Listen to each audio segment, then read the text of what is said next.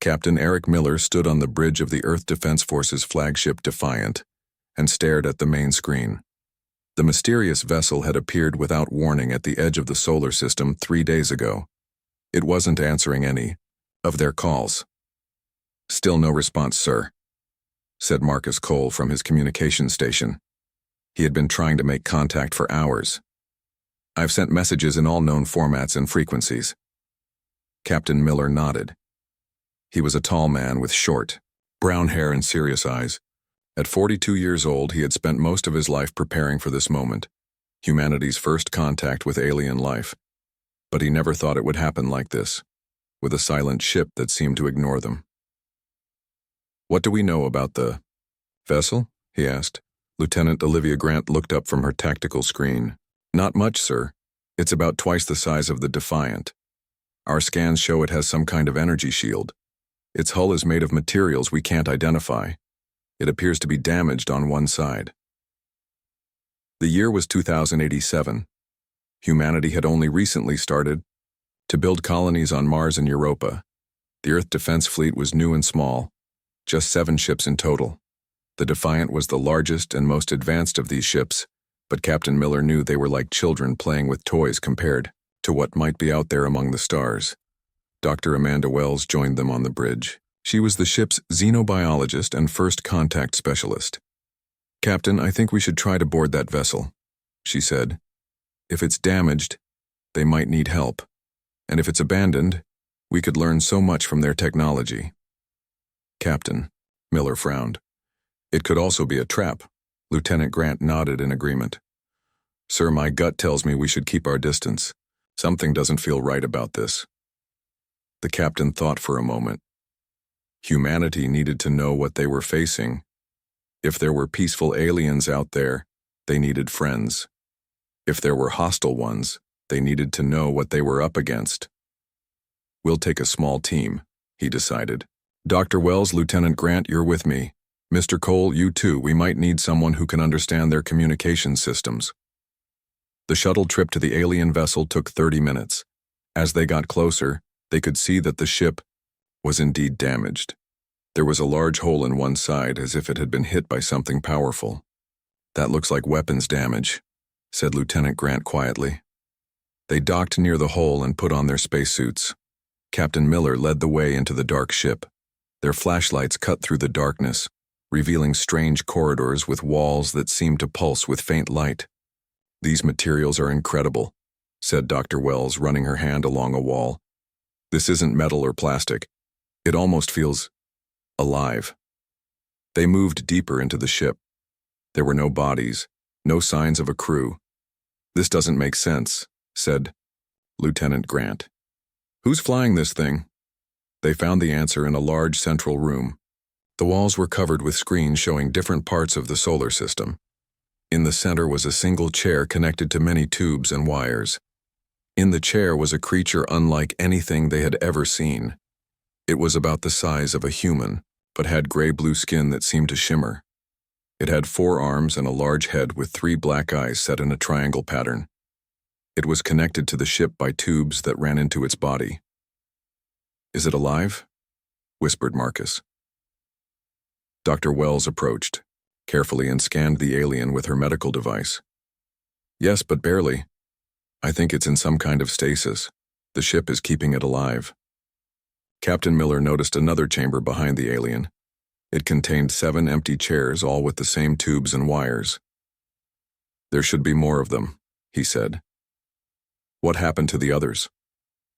Lieutenant Grant had been examining the screens. "Captain, I think this ship is gathering information about us. Look, they have images of Earth, our colonies, our ships." Marcus was studying what looked like a control panel. "This might be their communication system. It's still active. Wait, something's happening." Suddenly, lights all over the ship began to glow brighter. The alien in the chair twitched. "It's waking up," said Dr. Wells, backing away. The alien's eyes opened. It looked at them without showing any emotion. Then it raised one of its 4 hands and touched a panel on its chair. The ship shuddered. A high-pitched sound filled the air. "It's sending a message," shouted Marcus, rushing to the control panel. "I need to know what it's saying." Captain Miller grabbed his arm. "No time. We need to leave. Now!" They ran back toward their shuttle. Behind them, the lights in the alien ship grew brighter and brighter.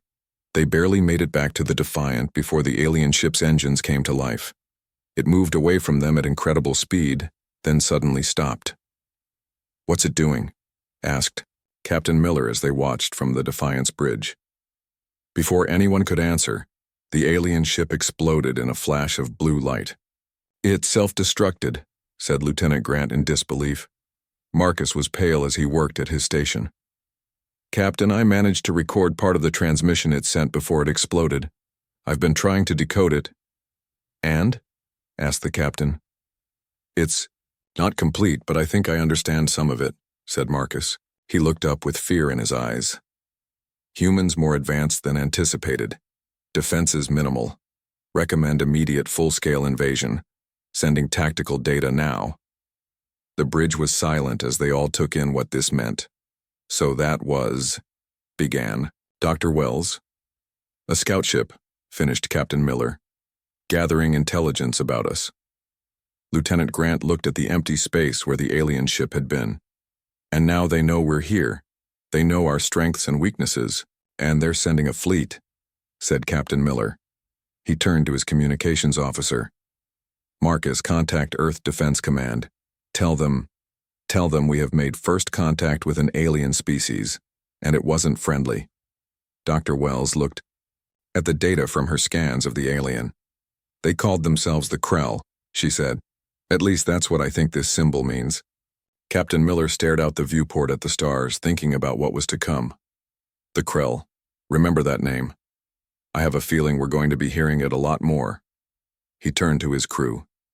"That was only a scout ship. We need to prepare. Because if that message got through, the fleet is on its way."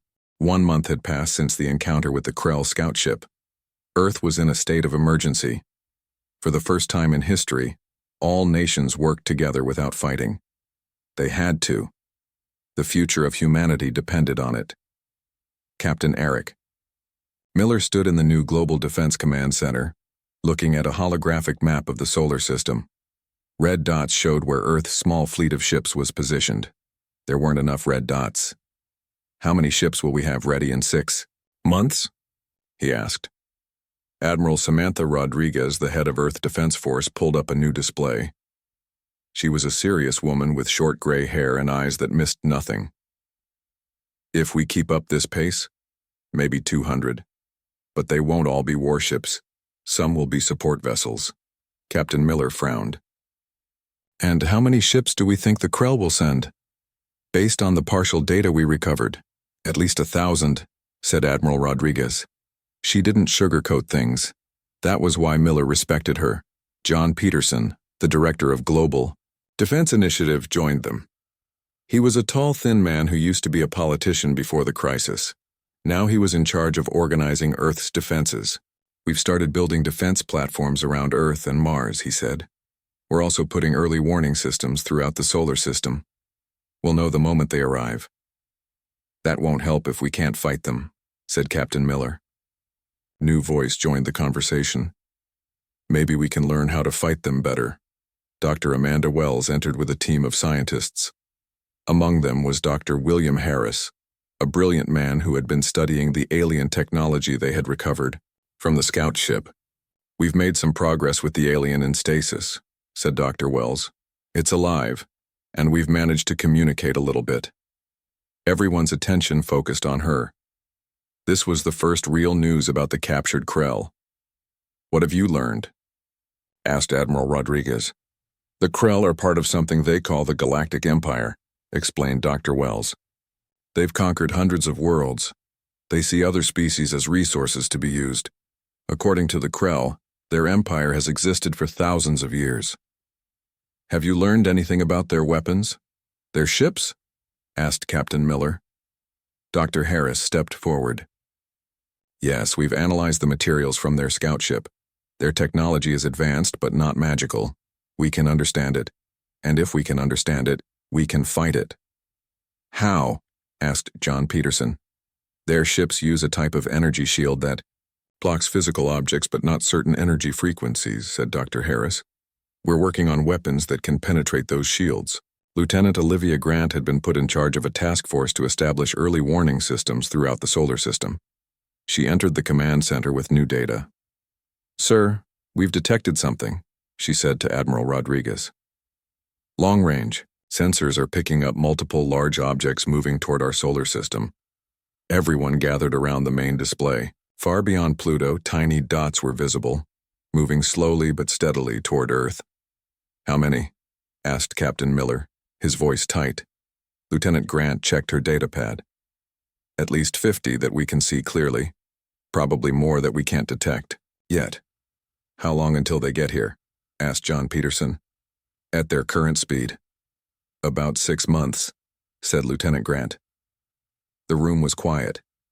6 months to prepare for an invasion by a force that had conquered hundreds of worlds. There's something else, said Dr. Wells. She looked nervous. We've managed to get more information from the Krell prisoner. It's not good. Tell us, said Admiral Rodriguez. The Krell are afraid, said Dr. Wells. They didn't tell us at first, but it seems their empire is in chaos. They're looking for new worlds to conquer because they're running from something. Running from what? Asked Captain Miller. Before Dr. Wells could answer, alarms began to sound throughout the command center. Marcus Cole, who had been promoted, after the scout ship incident, rushed over to them. The Krell prisoner is dying, he said. Its life support is failing. They hurried to the secure medical facility where the alien was kept. Dr. Wells tried to stabilize the creature, but it was clear that it was dying. Its blue-gray skin had turned a dull color. The Krell's 3 eyes focused on them. It had learned some English over the past month. In a strange, clicking voice, it spoke its final words. Empire. Falling. Greater danger. Coming. What hunts us will hunt you. You cannot stop it. Then the alien died. Dr. Wells looked at the others. In the last few days, it kept trying to tell us something about a threat greater than the Krell, something that destroyed their homeworld. Captain Miller was about to respond when John Peterson's communication device beeped. He answered it, listened for a moment, then went pale. Our deep space telescopes just got a better look at what's coming, he said. It's not 50 ships, it's hundreds, maybe 1,000. Admiral Rodriguez walked to the window and looked up at the sky. Then we have 6 months to prepare for war. Dr. Harris cleared his throat. There is some good news. Based on what we've learned from their technology, I think we can adapt it to improve our own ships. Captain Miller's Defiant will be the first to get the upgrades. Captain Miller, who had been promoted to fleet commander, nodded. How soon? 2 months for the Defiant. After that, we can start upgrading the rest of the fleet. And our weapons, asked Lieutenant Grant. We're working on something that might penetrate their shields, said Dr. Harris. No guarantees, but we have some ideas. Admiral Rodriguez turned from the window. Captain Miller, I want you to oversee the fleet preparations. Lieutenant Grant, continue expanding our early warning network. Dr. Wells, learn everything you can from the Krell's remains. Dr. Harris, get those weapons working. She looked at each of them.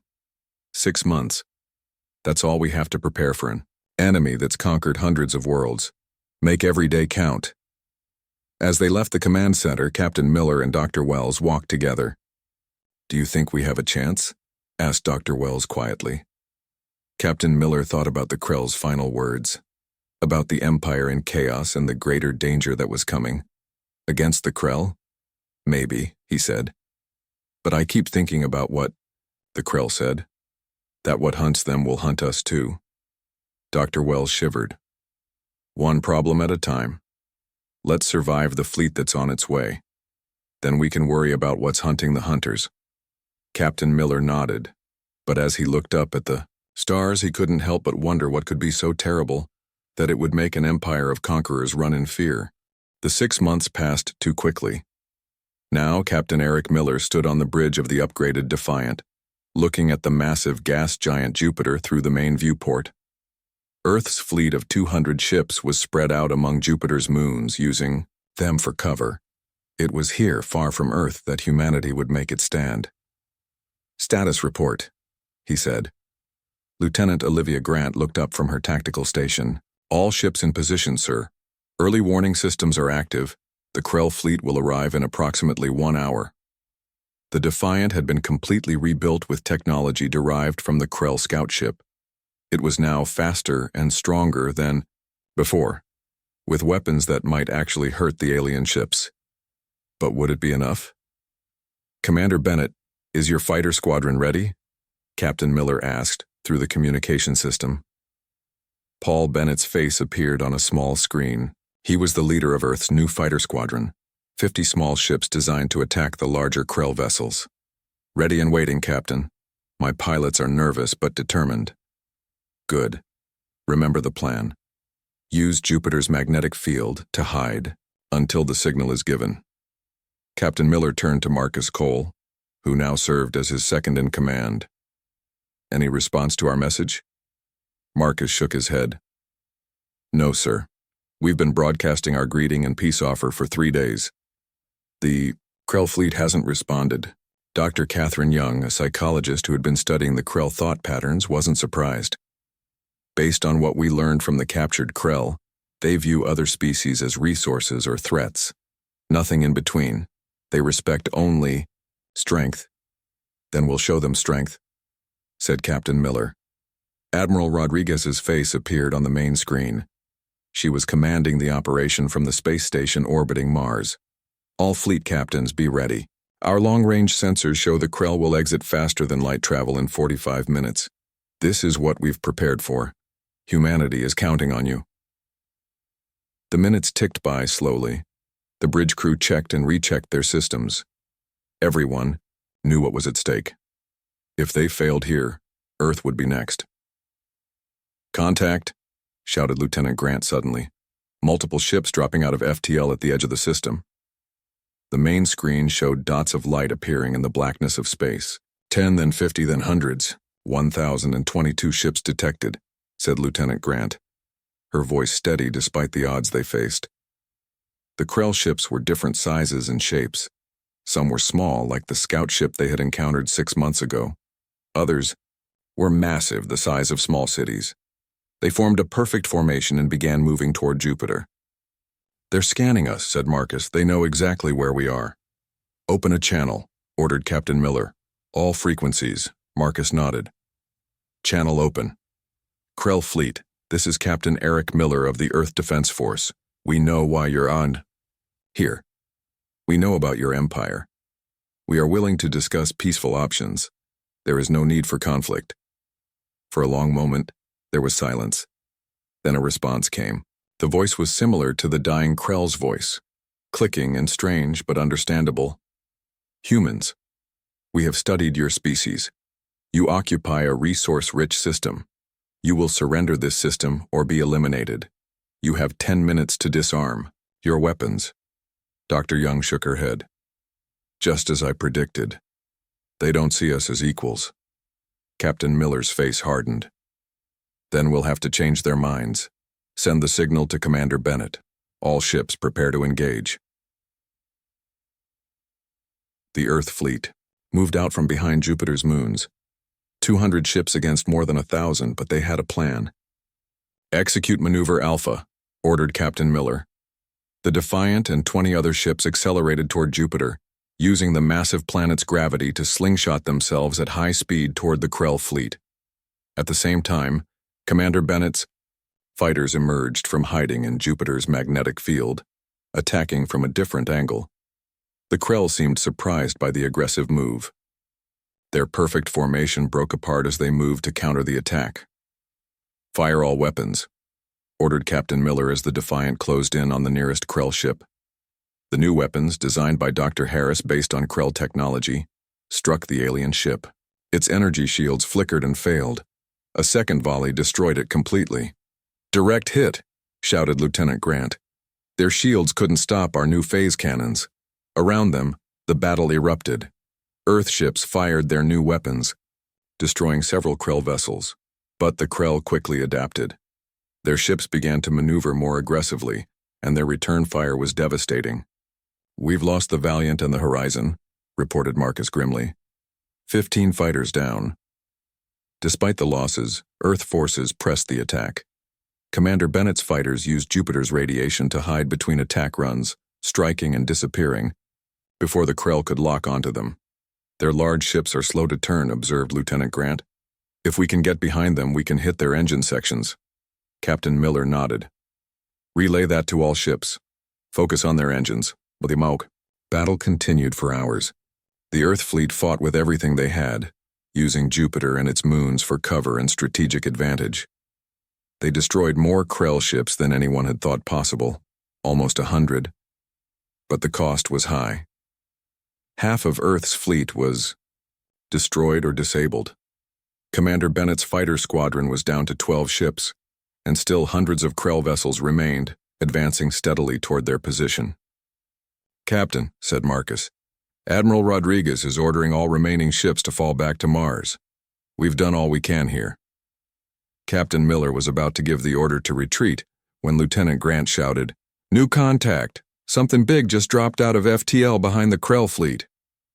The main screen showed a massive ship emerging from faster-than-light travel. It dwarfed everything else, even the largest Krell vessels. It was at least 10 times the size of their largest warship. What is that? Whispered Dr. Young. The Krell fleet is changing formation, said Lieutenant Grant. They're moving to protect the new arrival. Captain Miller realized what they were seeing. That's their command ship, their flagship. Despite their losses, he felt a surge of hope. If they could somehow disable or destroy that ship, maybe they could throw the entire Krell fleet into confusion. Get me Admiral Rodriguez, he said to Marcus. I need to report that our first engagement was just a skirmish. The real battle is about to begin. As the massive Krell flagship moved into position, Captain Miller began forming a new plan. They had proven that humanity would not be an easy conquest. Now they needed to show the Krell that coming to Earth had been a terrible mistake. 2 weeks after the battle at Jupiter, Earth's remaining ships formed a defensive line around Mars. They had lost more than half their fleet. The Krell were now pushing steadily toward Earth, having regrouped after the initial battle. Captain Eric Miller sat in a conference room on the Mars Defense Station. His face was tired, with new lines around his eyes. He hadn't slept much since the battle. We hurt them, he said to the gathered military leaders. We destroyed almost 100 of their ships, but they still outnumber us 5-1. Admiral Rodriguez nodded grimly. And that flagship of theirs is a problem. Our weapons barely scratched it. The door opened and a young woman rushed in. Lisa Chen was a brilliant engineer who had been working day and night on new weapons technology. Her eyes were bright with excitement despite her obvious exhaustion. I think I've got something, she said, placing a small device on the table. We've been analyzing the Krell communication patterns during the battle. They use a form of quantum entanglement to coordinate their ships. If we can disrupt that signal. Dr. Richard Moore, an expert in alien communications who had been studying the battle recordings, leaned forward with interest. You're suggesting we can break their coordination? Make it harder for them to fight as a unified force? Lisa nodded eagerly. Exactly. This device can create interference in their quantum communication network. It won't stop them completely, but it might give us an edge. Captain Miller picked up the small device. It didn't look like much, just a metal box with some controls. How many of these can you make? With the factories on Mars working at full capacity, maybe 50 in the next week, said Lisa. It's not enough, said Admiral Rodriguez, but it's something.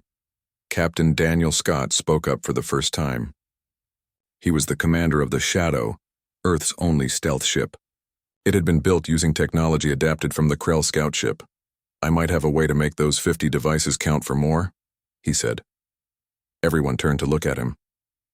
The Shadow can get close to the Krell fleet without being detected. If we could place these devices near their key ships, especially that flagship, a plan began to form.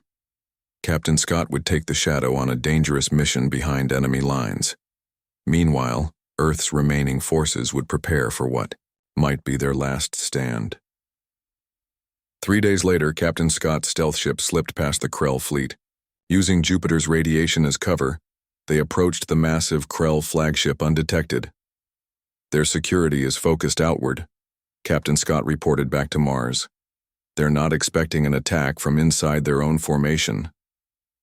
The shadow moved silently through the Krell fleet, placing Lisa Chen's disruption devices on key ships. The most important target was the flagship, a massive vessel that the Krell seemed to protect at all costs. "We're in position near the flagship," Captain Scott whispered, though there was no need to be quiet in space.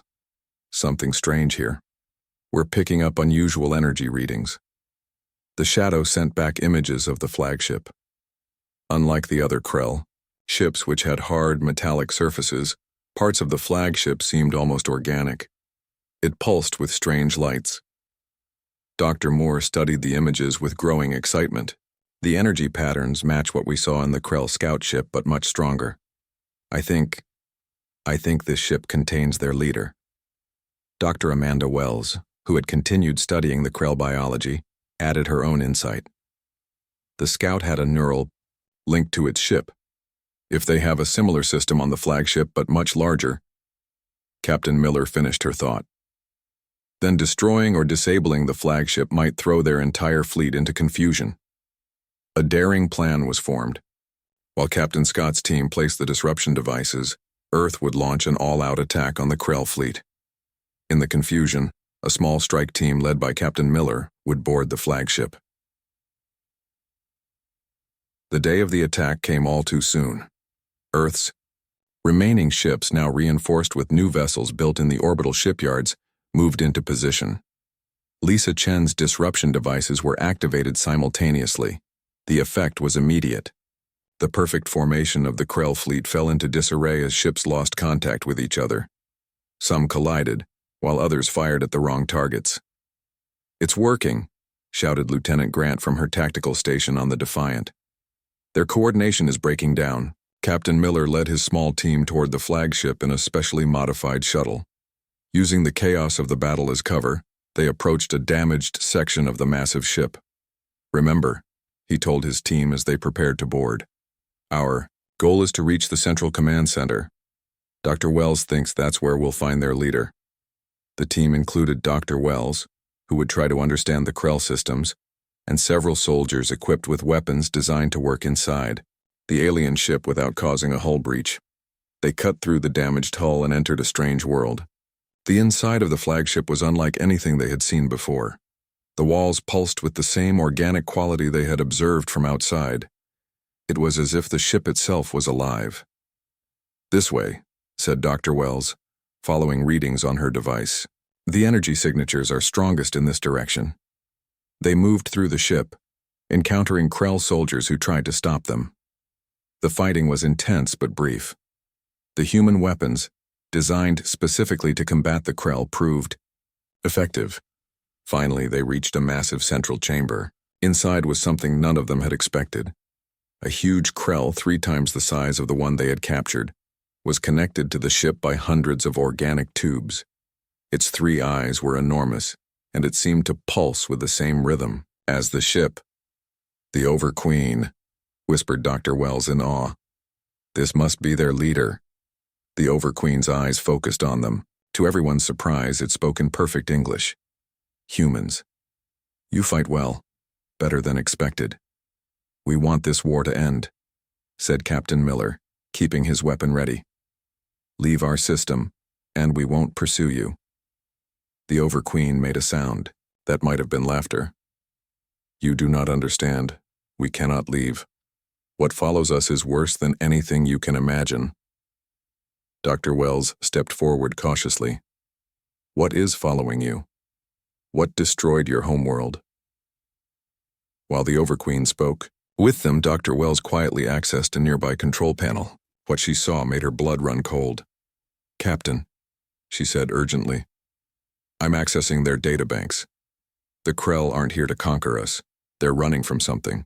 Something that destroyed their homeworld and half the Galactic Empire. They came here to use Earth as a fortress world against whatever's chasing them." Captain Miller looked at the alien star charts showing a wave of destruction moving through the galaxy. "And how long until it gets here?" Dr. Wells's voice was barely a whisper. "Based on these calculations, 3 months." The Overqueen's eyes blinked slowly. Now you understand. The true enemy comes. The Void Collective. They consume all.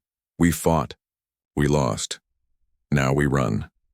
But there is nowhere left to hide. Captain Miller realized they were facing something much bigger than they had imagined. The Krell invasion wasn't the end. It was just the beginning of a much larger conflict that threatened not just Earth but all life in the galaxy. The massive Krell flagship was not destroyed, instead it was captured. This was perhaps the strangest turn in humanity's first interstellar war. 1 month after the battle at Mars, the damaged Krell dreadnought hung in Earth orbit, surrounded by human ships. Inside the flagship, now renamed Alliance, Captain Eric Miller walked alongside the Krell Overqueen. It was a bizarre sight, a human and a giant three-eyed alien moving together through the organic corridors of the ship. The Overqueen moved using a special floating platform, as her body was still connected to many tubes that linked her to the ship's systems. "Your species adapts quickly," the Overqueen said. Her voice no longer needed translation. She had learned to make sounds humans could understand. "In all our conquests, we never encountered a species that captured one of our command ships. We're full of surprises," said Captain Miller. He still didn't trust the Krell, but the situation had changed. They had a common enemy now. They entered a large chamber where Admiral Rodriguez was meeting with General Rebecca Lewis, the commander of Earth's ground defenses. Screens showed the ongoing preparations on Earth's surface. Massive defense cannons were being built. Cities were being fitted with shield generators adapted from Krell technology. "The ground defenses will be ready in 2 weeks," reported General Lewis. She was a tough woman who had spent her career preparing for wars on Earth. Now she was preparing to defend against something from beyond the stars. "It won't be enough," said the Overqueen. "The Void Collective cannot be stopped by physical barriers alone. They consume energy. They absorb matter. They are unlike anything you have encountered." Dr. Edward Johnson, Earth's leading physicist, joined the conversation. He had been working with Krell scientists, another development no one could have predicted 2 months ago. "We've been studying the Void Collective based on Krell data," he said. "They appear to be some kind of organic-mechanical hybrid. Not quite living, not quite machine. They operate on a quantum level that allows them to absorb energy directly, and—" "You think you can stop them?" asked Admiral Rodriguez. Dr. Johnson looked uncomfortable. "Not stop them, but maybe hurt them. The Krell never found their weakness because they were too busy running. We've been looking at the problem differently." The meeting was interrupted when Agent Gary Wilson entered. He was an intelligence officer who had been investigating something strange on Earth. "You need to see this," he said, placing an ancient stone tablet on the table. "We found it in a dig site in Egypt. It's over 10,000 years old." The tablet showed carvings that were unmistakable, the same swirling organic mechanical shapes that appeared in the Krell images of the Void Collective. "They've been here before," said Agent Wilson, "and somehow they were driven away." "Captain," Miller looked at the Overqueen. "Did you know about this?" "No," she replied, her 3 eyes blinking in what they had learned was surprise. "In all our records, there is no mention of the Void Collective being defeated. This is unexpected." Dr. Wells studied the tablet closely. "There are symbols here that suggest some kind of energy was used against them, a specific frequency that caused them pain." Dr. Johnson's eyes widened. "That matches our theory. We've been developing a weapon that emits energy at a specific quantum frequency. If the Void Collective operates on a quantum level, it might disrupt their ability to absorb energy." For the first time in months, there was real hope. Earth scientists working with Krell engineers began building a new type of weapon. Meanwhile, the remaining Krell fleet and Earth ships formed a defensive line. At the edge of the solar system, Captain Miller was given command of the refitted Krell flagship. The Overqueen remained linked to its systems but now worked alongside the human crew. It was an uneasy alliance but necessary for survival. 3 months passed. The day everyone had been dreading finally arrived. "Multiple contacts approaching from Sector 7, reported Lieutenant Grant from her new position on the Alliance's bridge. "They don't match any known configuration." The main screen showed the approaching Void Collective vessels. They were massive, twisted things that seemed to bend light around them. They didn't look built so much as grown, a nightmare combination of technology and organic matter. "All ships, battle formation," ordered Captain Miller. "Prepare to fire. Dr. Johnson's weapon on my mark." The combined fleet of human and Krell ships faced the enormous Void Collective vessels. Captain Miller stood on the bridge of the refitted dreadnought, now carrying Dr. Johnson's experimental weapon. The weapon had been built into the Alliance's main systems, using the ship's massive power core. "All ships commence firing," he ordered. The weapon activated, emitting a specific frequency that targeted the quantum structure of the Void Collective. The effect was immediate and visible. The nearest Void ship seemed to shudder and twist, as if in pain. "It's working," shouted Dr. Johnson from his station. "Their energy absorption rate is dropping." The Void Collective ships began to respond, firing weapons that seemed to suck the energy from anything they touched. Several Krell ships simply went dark. All power drained in an instant. The battle was fierce. The weapon was hurting the Void Collective, but there were so many of them. For every ship they damaged, 2 more took its place. "We can't keep this up," said Admiral Rodriguez over the comm. "There are too many." Just as hope began to fade, Lieutenant Grant's console beeped urgently.